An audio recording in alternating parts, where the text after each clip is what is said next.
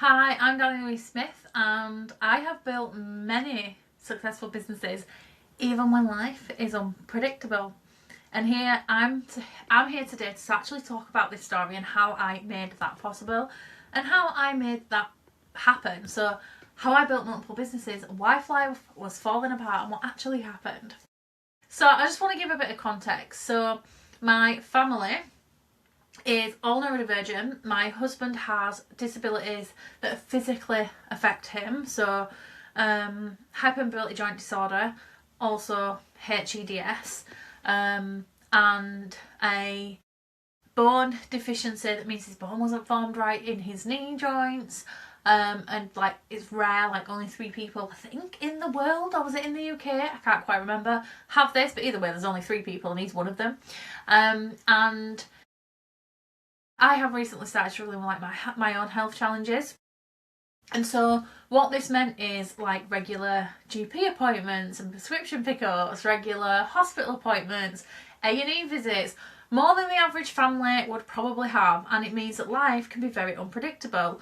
Also, it has meant that all 3 of our children have had challenges within school systems, so it doesn't mean that I've been able to build a business while they're in their school hours, which, let's face it, sometimes business coaches will sell you the dream of being able to work 9 till 3 every day while your children are in school. And I've previously been fallen into that trap myself, but the reality is it doesn't look like that.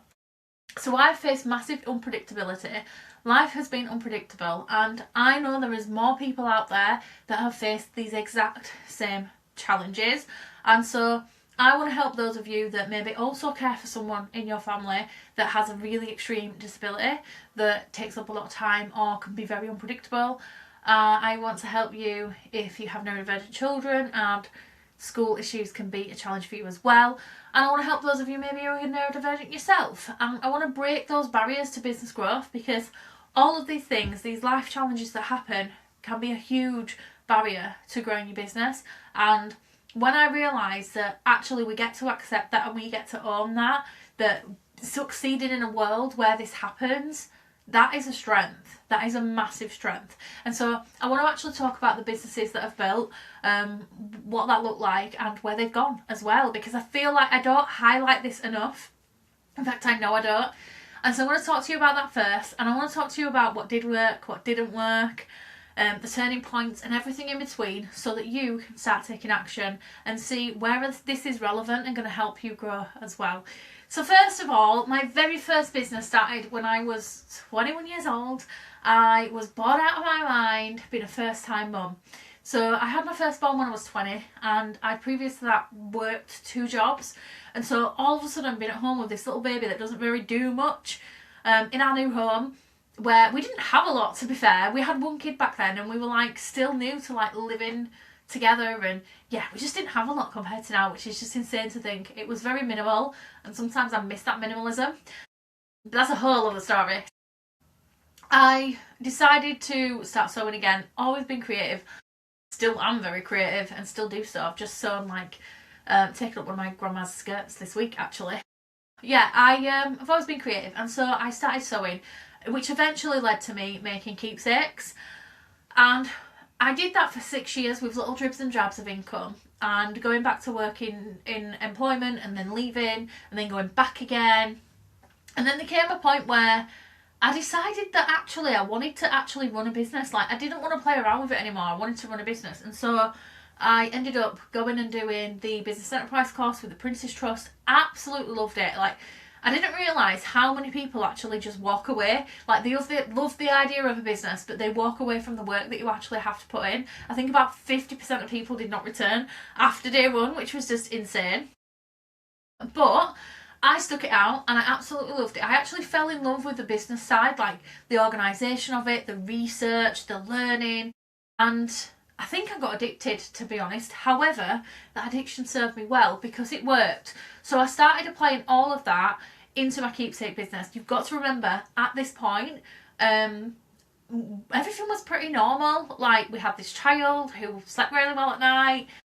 My husband was actually working, but then he started struggling with his health, and that's where challenges started arising. So it started at that point when I had my first business. And even though he struggled with his health and I ended up going back into employment, I put everything, like every spare moment, into my keepsake business, and all of the knowledge that I had, I continued to reinvest the money that I made, but I was actually turning over profit, and I was actually turning quite a bit of money. I remember looking at the first, like having my first month where I was like, oh my god, I've made 600 quid this month. And I thought that was amazing, to make 600 quid doing something that, like sewing, like something that I really enjoyed. And that actually grew quicker than I expected once I knew what I was doing. And I turned it around within 4 months, and I was booked out, like I was fully booked. I could not take any more on. But what started to happen is, at that point, people started coming to me to ask for advice. Like, they wanted to know how I was doing it, like how to get set up on HMRC, what they need to do basically in terms of business, and like what had worked for me. And so I started sharing that for free. But I was running networking events for a company called Mums in Business International, where I ran Leeds events, but we hit lockdown, and so I did them online, but they were really, really successful. I built a really great audience in that network, and I got really well known for what I do, so that massively helped, to the point that this business has been closed for years, but yet people still come to me for them to get me to make them a keepsake, and I love that. I got so known for it. I made really quality keepsakes, and yeah, I was really proud of what I did there. It was absolutely brilliant.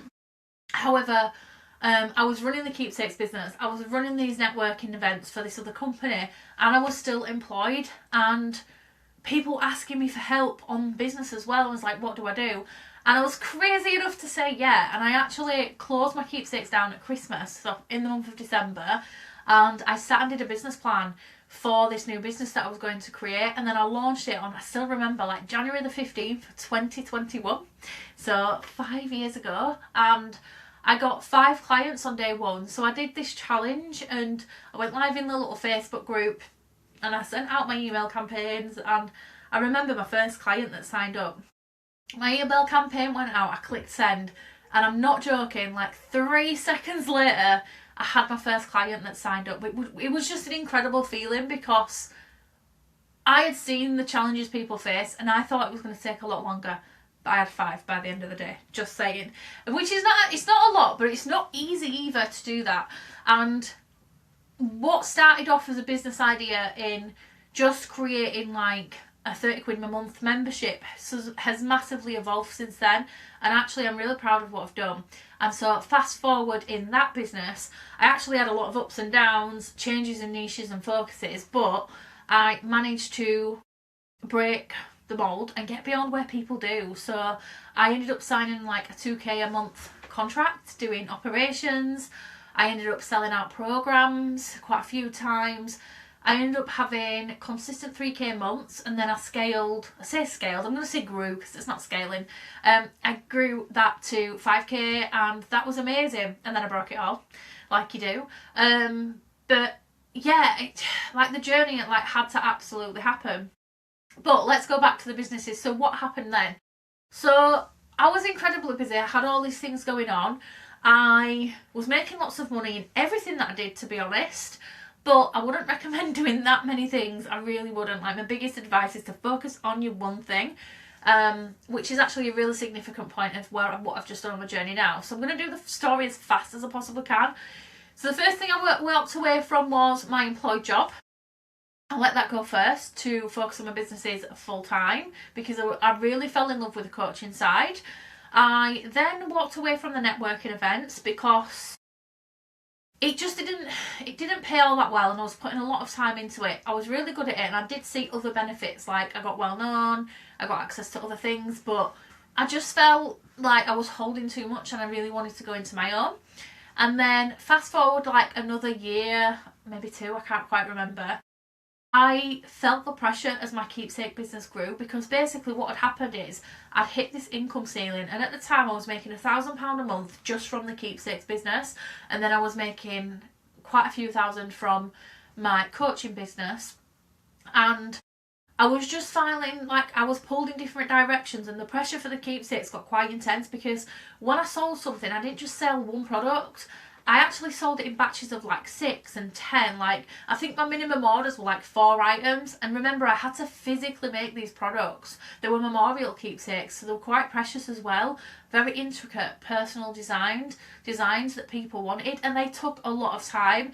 And then the supplies actually just went through the roof all of a sudden. Like, the shipping, the stuffing in particular was insane. And unfortunately, there's a lot of people out there doing exactly the same thing that were undercutting me, because they weren't using the same quality of products. They weren't even using the right process to create these products. So I just fell out of love with it, and unfortunately I walked away from a lot of money just like that. So I just closed it down, which was a massive decision to do, because I did still actually enjoy making them. I still love doing it now, like the odd one that I do. But I walked away from it, and I thought, you know what, I'm going to focus 100% on the coaching. But I had this niggle in the back of my mind that I wanted to do networking again. So I did my coaching for about 2 years on its own. And do you know what? Having that one thing that I focus on, absolutely recommend it, because I actually grew it like beyond anything that I'd ever imagined. I remember when I had my first £1,000 earned in a week. So like I've just shared, like I earned £1,000 in a month from my keepsakes business, but in my coaching business, I earned £1,000 in it. I think I had a 2k week at one point, and I actually cried because I just never thought that I could achieve that, and then I did. And it was just the evidence that I needed to show where I could take it, and I could take it to like more than that. Like, honestly, it just blew my mind. But then I felt the pull to do the networking. So in 5, I launched Social Success Circle as a completely separate business.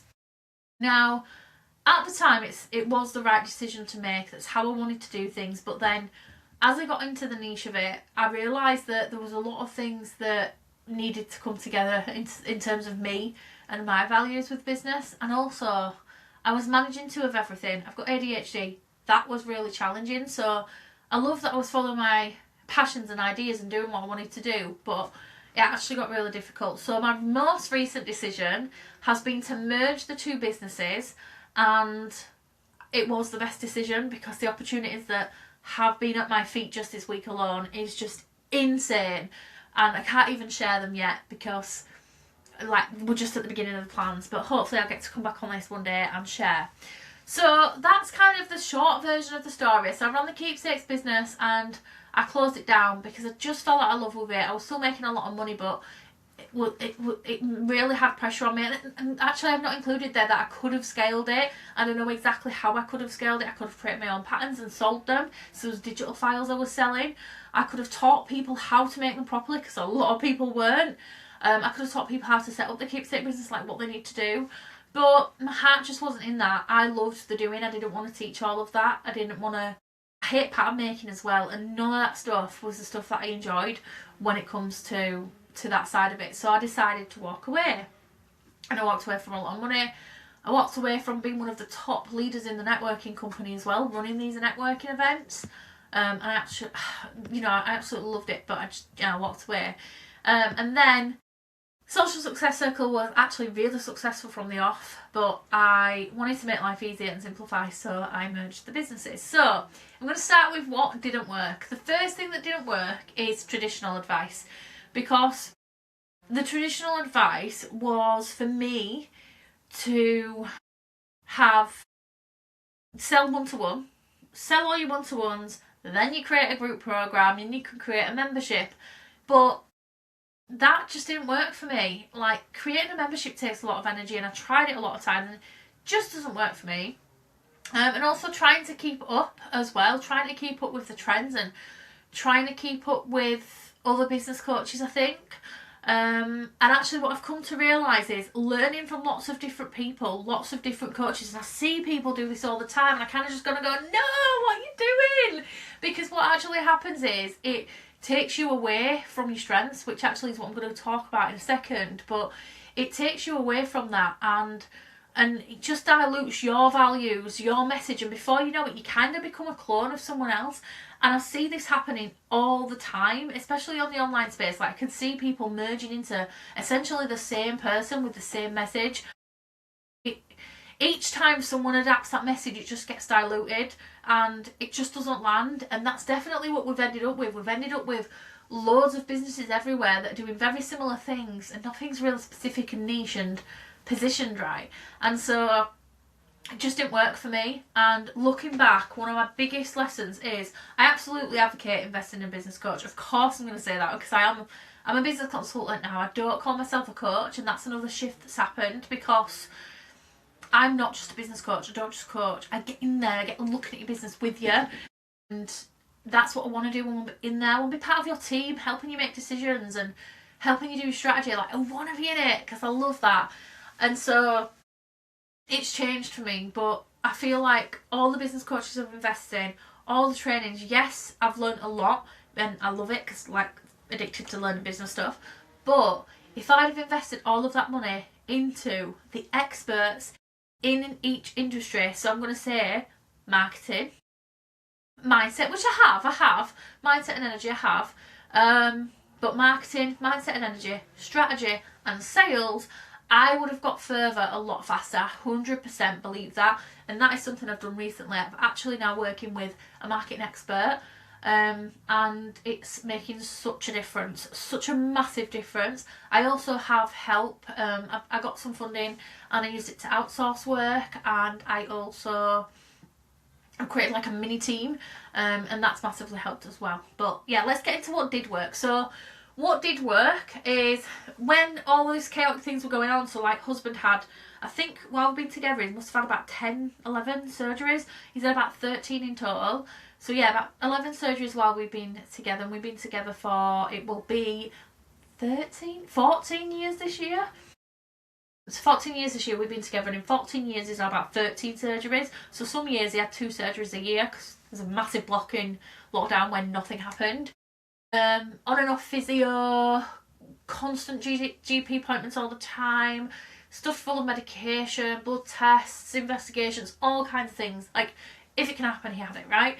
And that massively interrupted the schedule, because when he's off going to appointments, like, I need to be with the kids, or when it wasn't that, it was children refusing to go into school, or phone calls from school because we've got an exclusion to deal with. Even at one point when actually, like, got suspended, and that was a shock. And just all these different things that kept happening, like, just outside of the A&E trips, didn't think of them, like, just all of this happening all of the time. So not just a one-off, like, you know, you typically might have as a parent or as a wife. It was like every week or nearly every day there was something, and there was massive curveballs coming my way. And so the recent lesson I've had is the best thing you can do when life is unpredictable like that is to lean into your strengths. So fortunately, because of all this chaos, I had to learn to get organised, and my biggest strength has been organisation, because my strength is problem solving. The way my brain works, like, I love to solve problems. And so now that I lean into that, I can pretty much help myself, coach myself through situations. And so what I would say is analyse what your strengths are and how you can use them in your life and business, because that is going to be so powerful. Rather than trying really, really hard to do things that you're not good at, I want you to lean massively into your strengths. The second thing is to actually simplify your strategy, because in all honesty, most people do overcomplicate their strategy. And so if you can just simplify it, and what I mean by that is focus on selling one thing at a time for now, get really honed in on what that is, and simplify the actions that you're taking. Make sure you've got real clear, repeatable actions that you can take when it comes to your marketing. So that's everything content based, to be able to nurture people.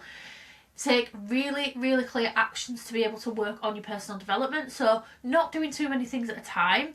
You know, mindset work, energy work, and personal, like, learning skills and knowledge for your business to move forward, or maybe working with people. Like, do not dilute the waters. Like, simplify whatever moves you're making. So when it comes to learning and development as well, mindset and energy, I'm going to categorise that together. So also simplifying your strategy when it comes to your sales, because if you try to do everything, you try to sell to blooming everyone, it's not going to work. Or try to do all the things that other people are doing. I just want you to do what's going to work for you. So really simplify the strategy there as well, and actually create a path that's repeatable and easy to do. Also, prioritise your income producing actions. This is like number one on my list. This from day one, like back when I did my keepsake business, this is exactly what turned my life around, basically turned my business around. And it actually enabled me to be able to do things like pay off £5,000 worth of debt, save up £3,000 in savings, so that when we moved house we just blew it all in like 2 days on our new house, on like the furniture we needed and all the little details and stuff. What else? Oh, I can't even think, but yeah, so many things. And I did it through prioritising income producing actions, because I find what happens is, as a business owner, you'll have massive to-do lists, and the reality is your to-do list is never going to go anywhere. It's always just going to get things added to it. So what we need to do is a bit of prioritisation. So if you're leaning into your strengths, that's great, you're taking some action there. If you've simplified your strategy, great, because you're not doing too many things then. But what you want to do is prioritise your income producing activities. So I would say do these first, no matter what. Every single day that you're working on your business, take the income producing activities and do them first. I have mine as a list, and I call it my daily method of operations. And I literally just have a document, I open it up, work through them every day. I actually put a protected hour for this, sit and have a coffee while I do it. It's quite a relaxed activity and I can really get into it. And the idea is just to open it up and just do one thing, and before you know it, the momentum hits and you're going, right? You're rolling with it. Then you can move on to everything else. So I'm a huge advocate for doing that first. It's like the game-changing structure that you need. So that did work for me. Obviously, I want you to find what works for you, but I highly recommend that one. I always say there's never anything that you should do in your business, and I always say you should do email marketing, but I'm actually going to back that up with you should do your income-producing activities first, because otherwise your day will run away with you and they just won't happen. What else did work? Systems over hustle. Systems for me are not about restriction and being rigid, which I feel like a lot of people feel that they are, and I think they are, and they're not. It's actually, systems help you create breathing space, help you create white space in your diary, and actually create a rhythm. So not just routines, but rhythm. So it actually helps you to find your flow. And sometimes you might even have to shake your systems up. I get bored. I've got ADHD. I get so bored. But you've got to remember, you've got to lean into your strengths. If you are someone like me who has ADHD, you lean into your strengths. One of my biggest strengths is being able to create a plan. And so I can just recreate a whole new plan, get really excited and kickstart the momentum again. So if new systems come in, I don't have to hustle, because my momentum alone then is going to carry me through. So overall, I guess what did work, what I am going to say is the thing that I talk about all the time is building your business by design. So the turning point really was designing my business around my life and not the other way around. So how I've done this is basically, I know that because I used to get my husband to do the school run. Remember, he's got a disability that affects his mobility, and I used to get him to do the school run so that I could sit and work. How awful is that? I actually used to feel guilty for it as well, but I wasn't bothered. Like, I was making money, but to what extent? And so there was a turning point. I started building my business the other way around. So instead, I committed to the school run and looked at how I could adjust my schedule, like what systems am I putting in place. I started doing my income producing activities from 9 o'clock once my kids were in school. Obviously, like, I have neurodivergent children. That wasn't always easy. Most of the time, I was coming home in tears after a school run because of the fight to get the kids in, and I probably wouldn't be home until like 9:45, if I was lucky sometimes. And so then being able to actually tackle my work, my nervous system was shot. I was not in any place to focus and take action, and so I had to then change and pivot and work with building around that. And so it became an unwritten rule, like no work starts until 10 o'clock. Now he actually goes into school, like everything, all 3 kids are doing amazing and they're in school and they're happy, they're fine. So now I have that protected hour for me income producing activities first to have had to just adapt. And so I've designed my business that way. And so, yeah, that's a massive turning point. So I design my business that way. I typically finish at 3 o'clock most days so that I can go again, do the second school run and do things with the kids after school, or go to dance class, tidy the house, whatever it is. that I want to do. Creative hobbies, always do my creative hobbies. So it's about turning it around, basically. I just want to share with you, like, I think that's pretty much it, basically. So yeah, I built multiple businesses while my life was falling apart, while we had school refusal, while we had my husband having surgeries, then he was off his feet for like 12 weeks and high on medication and all the things. But the traditional advice didn't work for me because none of these business programs were built to suit my unpredictable life. And I was just trying to keep up with something that just wasn't real, wasn't like this lifestyle that is unrealistic. We can't all just be sipping cocktails by the pool.